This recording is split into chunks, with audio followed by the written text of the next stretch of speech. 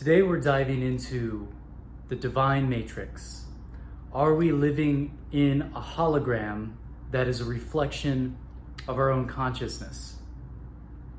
And how this relates to our personal and our collective healing and awakening. So welcome back to the channel, guys. I am Josh, and this channel is devoted to helping conscious creators embody their awakening. So this hologram, this divine matrix, has been referred to as the quantum field. And it is the space in which everything is connected. Now, we're familiar with this idea that everything is made of energy.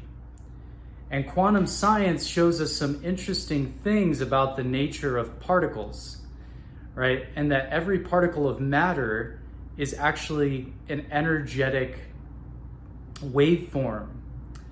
And this is the wave that collapses to the particle.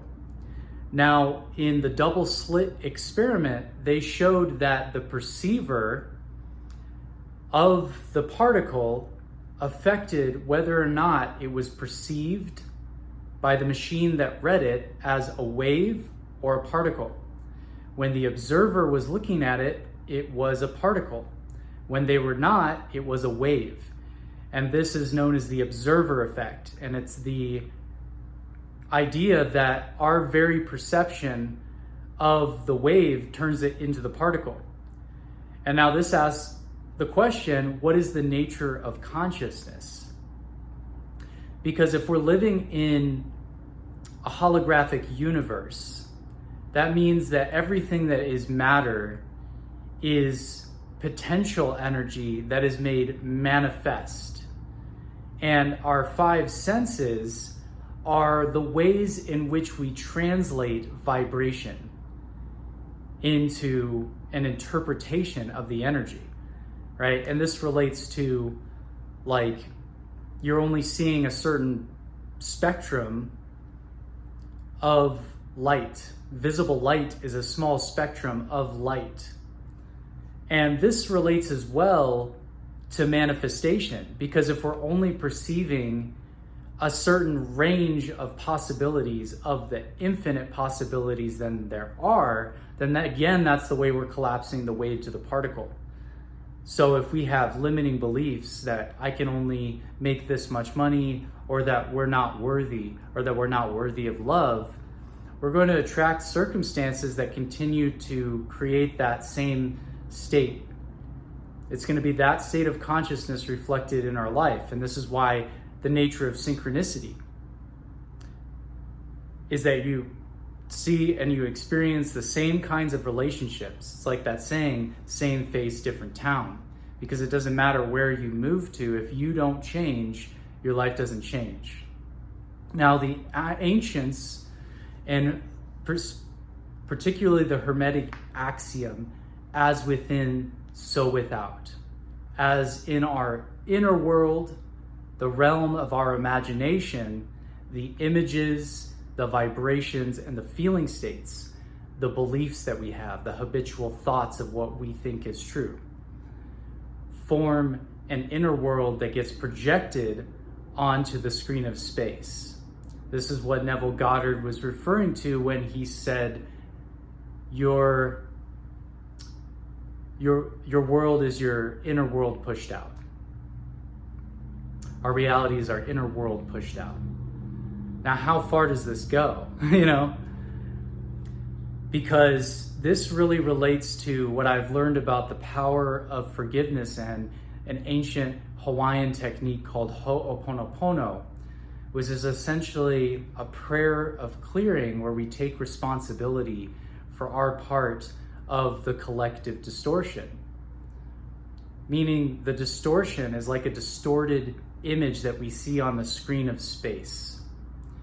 And distortion implies that there is a clear pattern underneath it. There is a clarified image that the natural state is love, is bliss, is enlightenment, is awakening.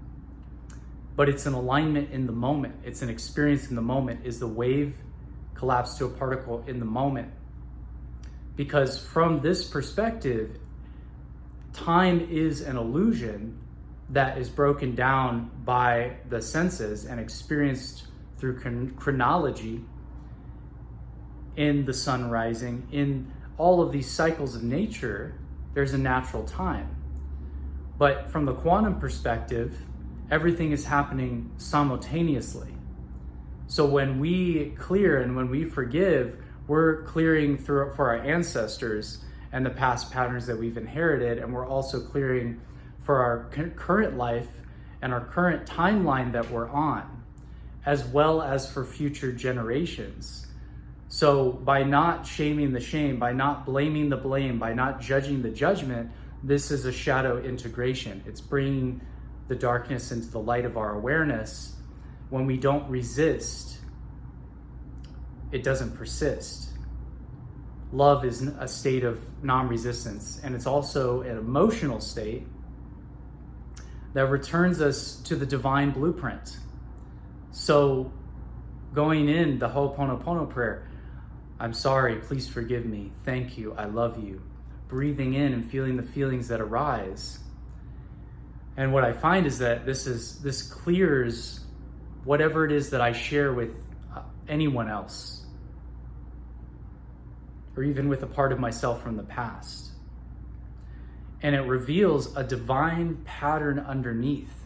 And this is what allows for healing, because healing is a natural experience of clearing. So when the clearing happens, the distorted image that's being projected onto the screen of space, because your reality is you pushed out, is now cleared to reveal a redeemed image. Now, this is what was meant by repentance. Repentance isn't begging an outside God for forgiveness. Repentance is more akin to the word of the Greeks, which is metanoia. And the word metanoia means a profound shift in our mind. It's a profound change of mind. It's a profound shift in our state of mind, in our state of consciousness. So to forgive is for giving it up, right? It's for letting it go. It's for the clearing to happen. And that allows that image to shift. It allows our state of mind to shift. And because we're all connected in this divine matrix, in this holographic universe, in this quantum field, also what in Sanskrit they called the Akasha, which means space or ether, which is what Akashic records come from. And I've experienced this in meditation or sitting with plant medicine as well, and even just feeling it in my life and feeling it in connections with others, that we have these things called constellations. Each of our spiritual beings, right, is focused into this physical plane. We're a focused point of consciousness, each and every one of us. And we are all connected. We are all one. So it's like if you look at a constellation, each of us is a star, and each of us is connected by a strand, by a golden or silver thread, depending on how you see it. And when we clear within ourselves, we clear those strands. Now, this is a little different than just cutting cords, because what are you cutting? You're cutting the toxicity out of your field. But maybe better is clearing cords, because another way of looking at it is you're clearing the attachment. You're letting go of the attachment. But on a soul level, you can never get rid of the fact that we're all connected. You can love someone at a distance. You can say, I'm not going to continue this pattern of interaction. But we're on a soul level, we're all connected. So whatever we do, it's like the Chief Seattle said, anything that happens on any point in the strand affects everything in the web. So we're connected to everything, and we're connected to everyone, and we're connected to the consciousness of the planet. So Gaia is a conscious intelligence of this planet, right? And as we connect to the divine matrix, we connect to the pattern of nature, which is articulated in sacred geometry in the toroidal field. And the electromagnetic field of our heart is the same pattern as the electromagnetic field of the earth, of a star, of a galaxy, of the universe, because we're all connected through that holographic pattern. And so as we clear, we return to the divine matrix, to the divine design, to the divine blueprint. And this connects us into realizing that this planet is also conscious and evolving. So when we look at it, this is where you get into more of the mystical stuff, that Earth is a mystery school for our souls to incarnate here and learn certain lessons as we progress on the journey of ascension or awakening or soul evolution. This is looking at it multiple lifetimes, multiple timelines. And because everything is happening simultaneously from a quantum perspective, we also exist in parallel realities.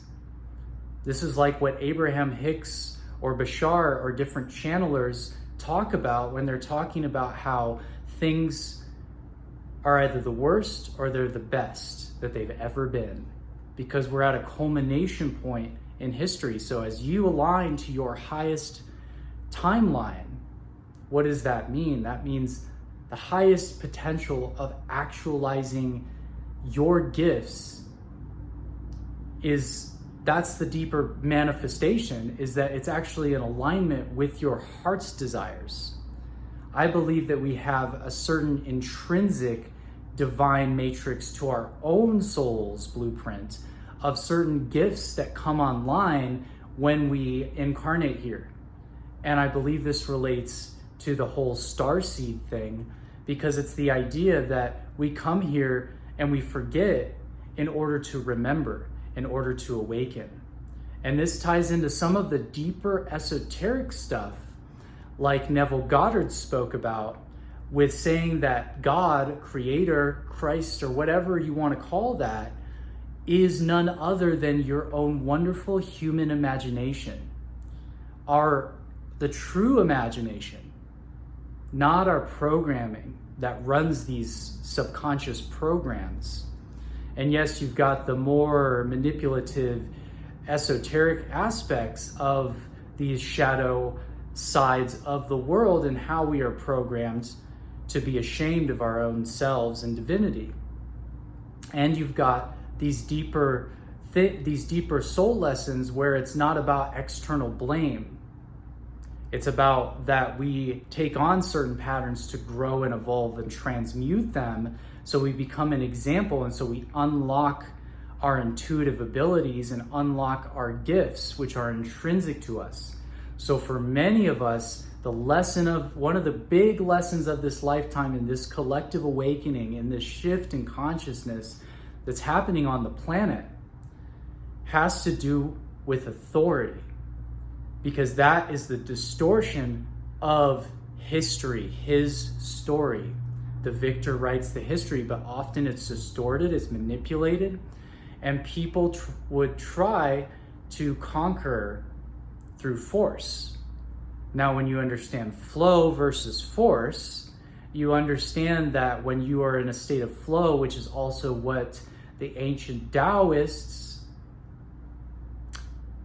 called the Tao or the way, it's a state of organic intelligence in living in our lives, that when we align ourselves with it, we live more in the art of allowing. And so what is truly for us, we're still in our power, but we're more in a state of listening. That's what the intuition is. It's your inner tuition to the mystery school of life. It is your direct connection to the divine source intelligence, which gives you the messages that you need. And the synchronicities come to us when we shift our perspective and realize that we're living in our physical lives in a field of awareness. And depending on our state of vibration, energy like attracts like, law of attraction. See, the Hermeticists spoke of the law of attraction. This is not a new thing. It goes through a new branding. It's popular now because a lot of people are waking up. Metaphysics. What is meta? Meta means underneath or the nature of.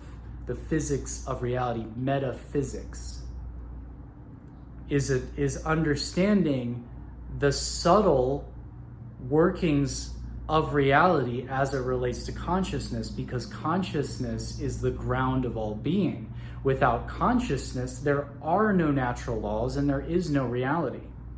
Because beyond this, we are the witness, the I am presence, the I am. The I am is beyond the conditions. The conditions are the perceptions that we experience in our life and the various concepts of self. So when you're changing your concept of self, that's what you're working with. The I am equation. I am whatever follows, what you identify as. So as we meditate, that's what unconditional love is. It's beyond conditions. It's finding the feeling within yourself. This feeling is the secret. And the feeling is the healing. And the feeling is the key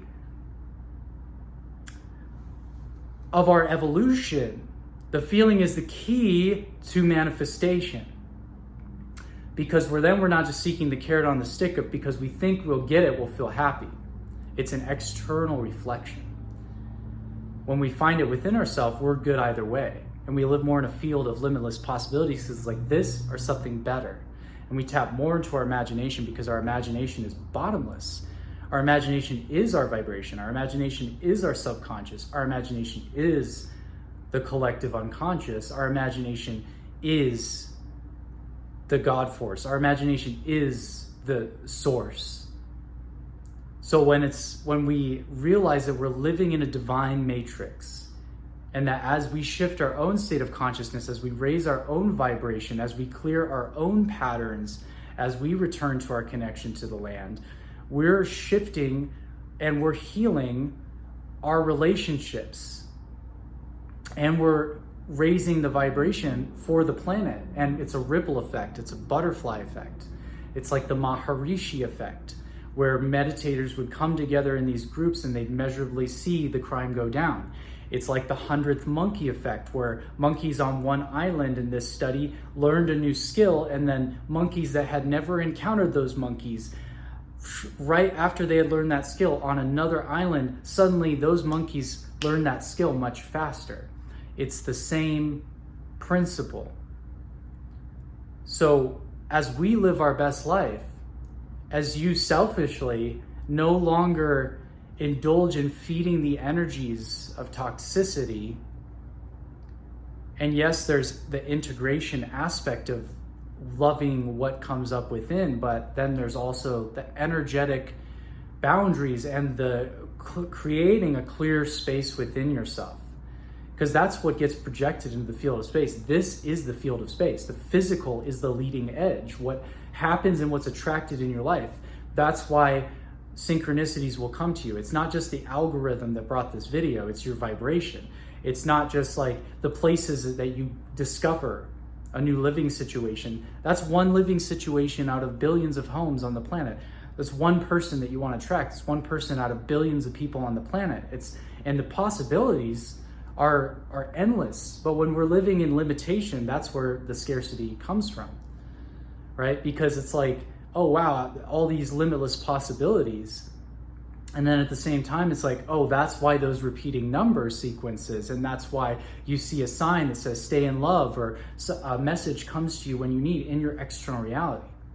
And then also with the law of assumption, or being as if, you becoming the shifting the self concept, because you are who you imagine yourself to be, changes what shows up in your personal hologram, in your field.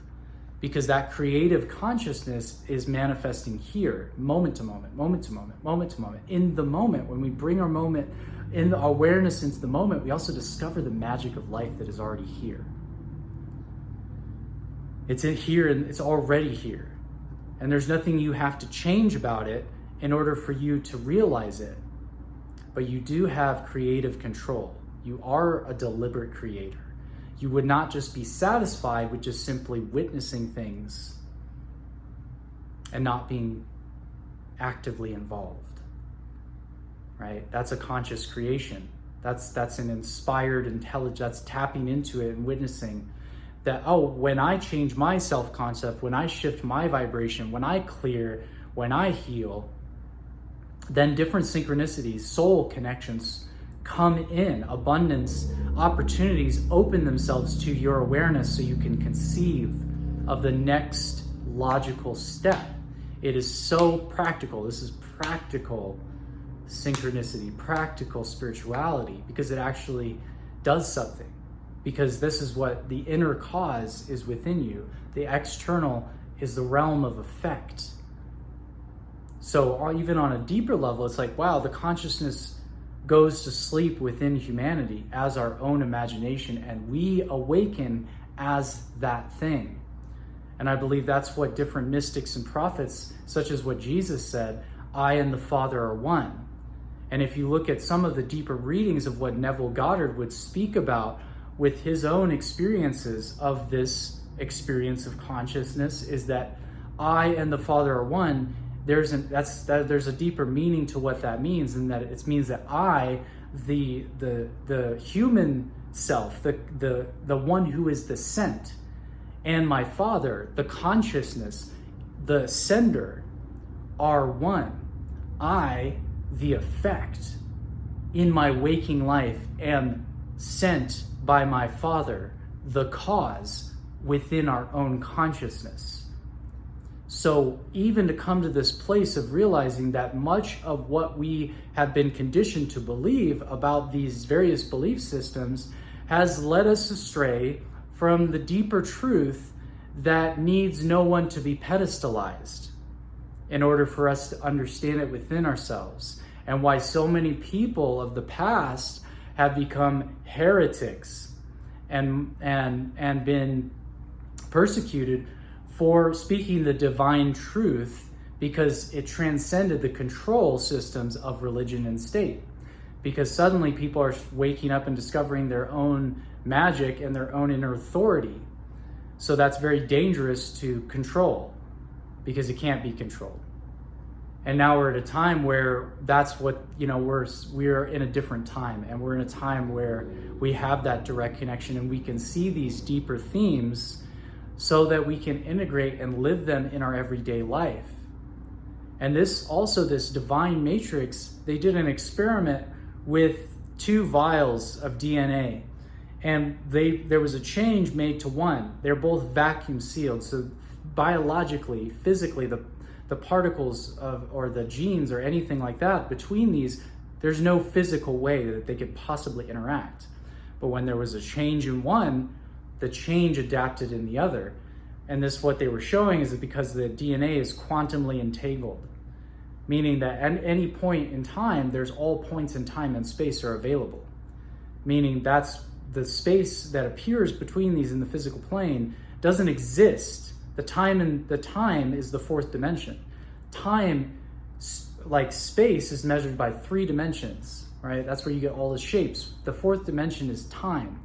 But in the quantum field, all time and space, time is the distance, how you measure distance between 2 spaces. But in the 4th dimension, there is no space between 2 spaces.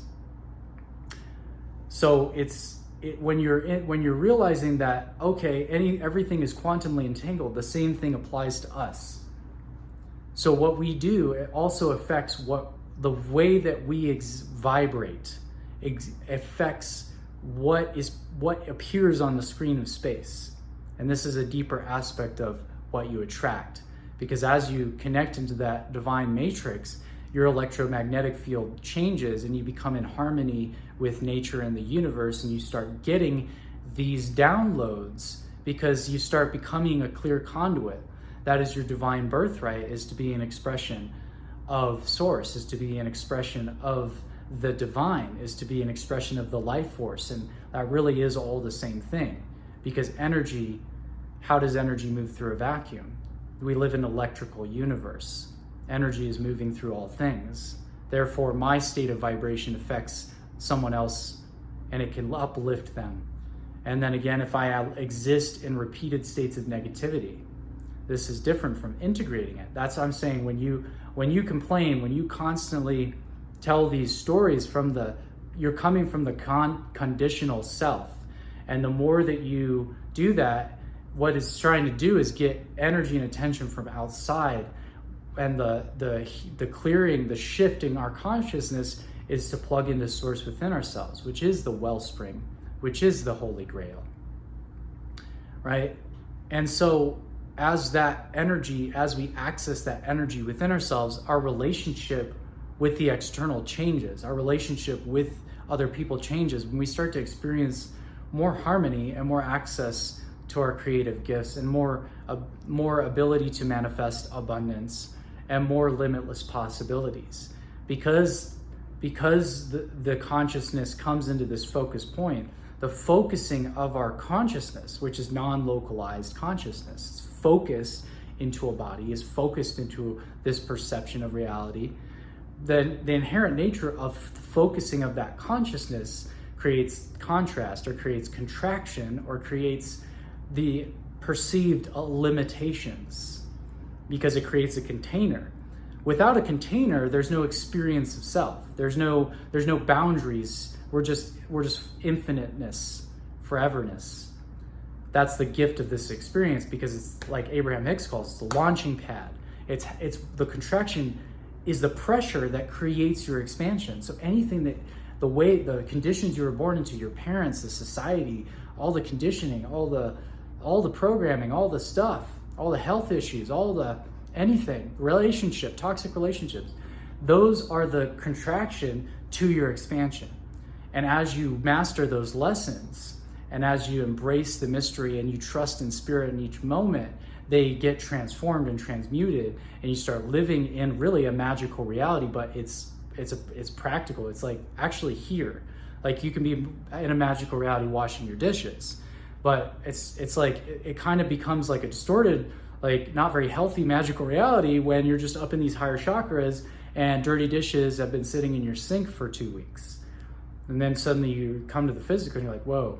And that's why embodiment is so important. That's why I say embody your awakening, because it's like we're expanding our consciousness, but it's embodied. It's through this life. We're meant to be here now and experience the richness of this life, to enjoy the food, to have fun with our friends, to have beautiful love and lovers and our partner, or whatever it is that you want, to have the beautiful physical things, but to really not necessarily not be attached to them for your happiness. And the funny thing about that's funny thing about these consciousness things, these secrets or whatever, they're not really secrets. They're just like these kind of like the shifting of your consciousness is almost like a flip. But that's kind of like what a trickster energy is. It's like you think it's one thing and then your consciousness shifts and suddenly you realize that it all served a purpose.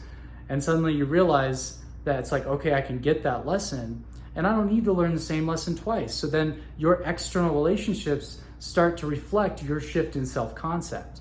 And now suddenly, I've seen this in my own life. When I was doubting myself, people would be like, man, I'm worried about you, what's going on in your life, I'm worried about your future. And when I'd be trusting myself and be in the self-concept of someone who is successful, people would start congratulating me out of the blue. People started saying, man, you're on a really good track. I really believe in you. I love you. And so like, as you love yourself, you're existing at that state of frequency, other people are going to love you. But so by letting go of that attachment and that need for it, funny enough, it actually allows it in. So thank you so much for tuning in. I'd love to hear your thoughts on the hologram, the divine matrix, and any ideas you have for future videos.